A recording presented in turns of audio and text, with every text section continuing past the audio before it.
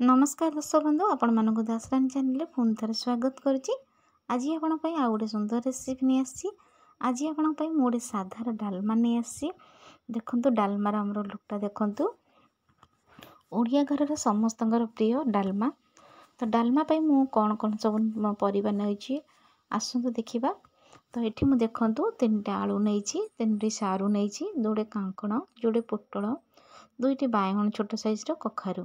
जेहेतु आम 3 जन से अल्प परिवा नहीं डालमा प्रस्तुत करी। तो ये गोटे जगार मु सब परिवा काटी नहीं ग्रीन परिवा।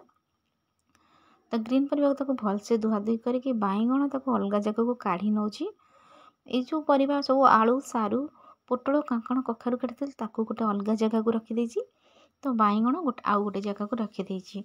बाईगणटा आमर शीघ्र सीझी जाए से पछरे पकई बोली अलग काढ़ी देछि। आउ बाकी तक परिवा मु एपटे अलग रखीदे। देखंतु परिवा गुड़ा मु सब रखीदे। चलते देखा। तापर मुझे गैस ऑन कर देछि। तो गैस ऑन करला पारे मु सेठी प्रेसर रे पानी बसिकी गरम हवा पई किछि समय छाड़ी दोछि। प्रेसर रे डालमा करिवि किंतु तार मुह देबिनी, खाली प्रेसर रे ही करिवि। तो मुझे किसी समय पानीटा बसई सारा पानी फुटी आसलानी। तो पानी फुटीगला मुझे काटिकी रखी परिवा गुड़ाक आग पकई नौची। तो परिवा सब पकई सारापर मुझे गोटे चामच रु अधिक टिके हलदी गुंड पकई ता सहित लुण देदेबा। स्वाद अनुसार आम जी लुण दरकार से लुण देदेबा। देखंतु ताको किछि समय घांटिके तमते घोड़े देबा। सी टिके किछि समय फुटी आसला परे मुझे डाली धोईकी रखी। तो डाली ताथे पकई नौची। जदि आपण मानक आज रेसिपी भल लगी तो प्लीज़ लाइक कमेंट शेयर करो भूलिबेनी।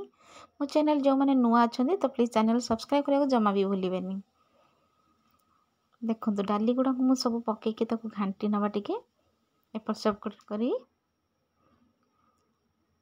डाली आमर फुटी आसला पर देखो डालीटा भी आमर फुटी आसला। तो ये मुझे साधारे डालमा करुच्ची। तो अदा किछि छेचिकी रखी तो अदा तादरे मु पकई दौची। घोड़े देवा टिके डालमा आमर जो परिवा टिके सीझी आसलानी बहुत। से बाईगण वाला जो काटिकी रखी तो बाईगण वाराक मुझे पकई नौची।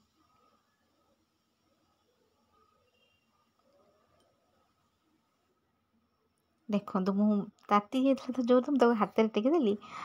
देखो तो डालमाटा आमर अधा सीझी आसलानी।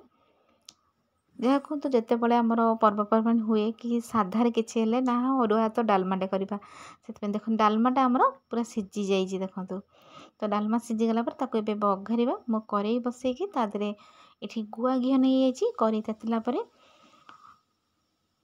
आपण चाहिए डालडा घी नहीं पारे ना आप रिफाइन ऑयल नहीं पारे। तो मु सादा डालमा कले गुआ घी बघारे गुआ घी पकई नहीं। घीटा आमर तातीगला से मु फुटण आउ सुखिला लंका पकई देछि। 3-4टी सुखिला लंका फुटण पकई भलसे भाजी नौची। फुटण टिके भाजी आसला आम से हेंगु पकईदेवा। हेंगु पकईदेले ना डालमार बास्नाटा टिके भल आसी थाए। से मु हेंगु पकई नहीं। तापर मु डालमारे पकई दौची छुंक कर।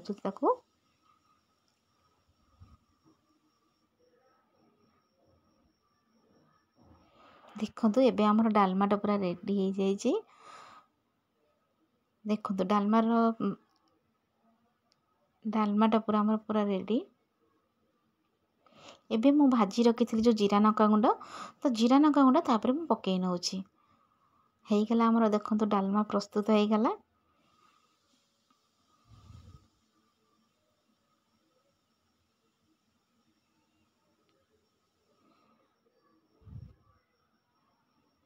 आपण मानक आज रेसिपीटा केमती लगी निहाती कमेंट माध्यम कहे। मुझे गोटे जगह को काढ़ी नौची। तो आपण मानक देखा देखो डालमाटा केमती है निहाती कमेंट माध्यम कहे। प्रस्तुत हो आमर डालमा ओडिया घर डालमा।